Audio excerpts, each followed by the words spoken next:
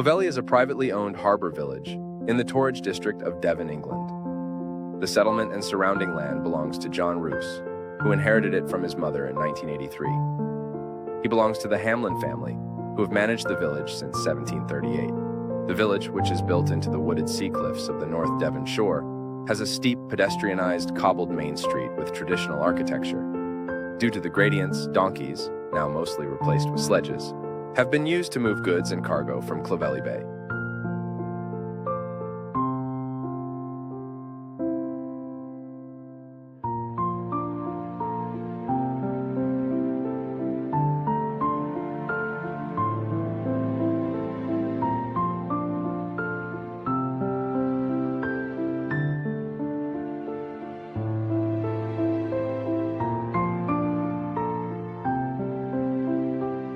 Visitors to the village entering via the visitor center are required to pay an entrance fee, which covers parking, entrance to 2 museums, Clovelly Court Gardens, and an audio-visual history guide.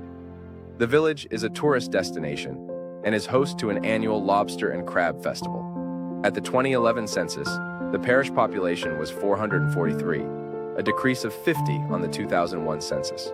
The island of Lundy is part of the electoral ward of Clovelly Bay.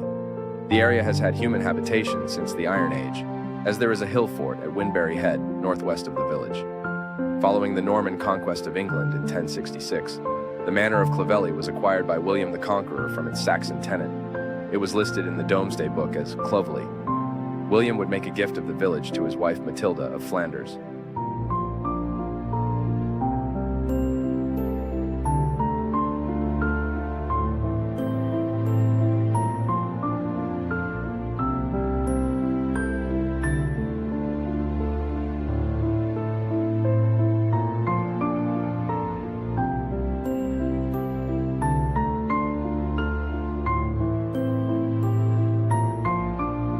In the late 14th century, during the reign of Richard II, the manor of Clovelly was bought by the judge Sir John Carey.